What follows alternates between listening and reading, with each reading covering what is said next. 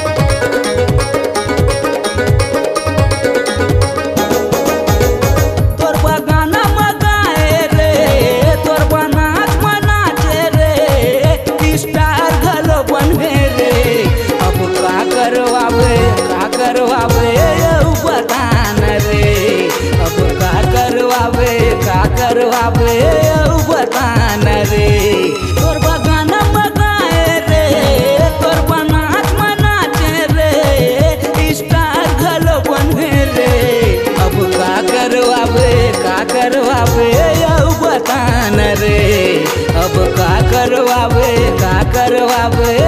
बतान रे।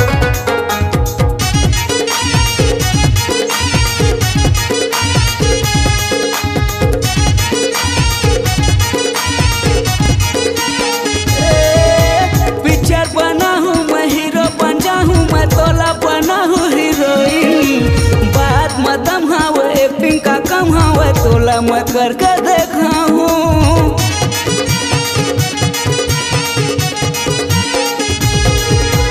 पिक्चर बना हूँ मैं हीरो बन जाऊँ मैं तोला बना हूँ हीरोइन बात मतम हाँ एक्टिंग का कम हाँ करके मैं तोला देखा हूँ। तोर गाना बगाए रे तोर बनाच मनाचे रे स्टार घलो बने रे। अब का करवावे बतान रे। अब का करवावे बतान रे।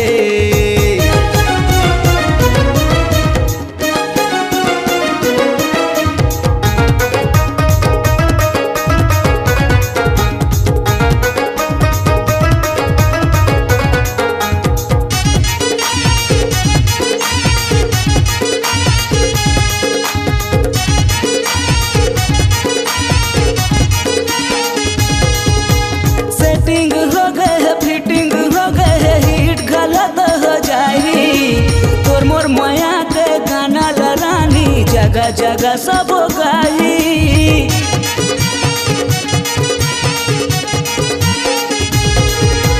सेटिंग हो गए है फिटिंग हो गए है हिट गलत हो जाई। तोर मोर माया के गाना लरानी जगह जगह सब गाई। तोर गाना बगाए रे तोर बना गलत है रे स्टार गलो बने रे। अब का करवावे बतान रे। अब का करवावे बतान रे। तोर गाना बगाए रे तोर बनाच मनाचे रे स्टार घलो बने रे।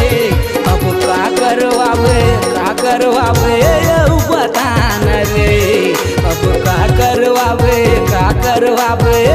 बतान रे। अब का करवावे बतान रे।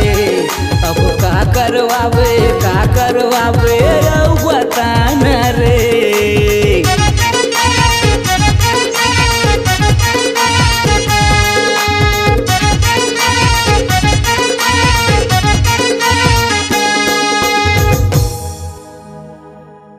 आपकी आवाज ही आपकी पहचान है।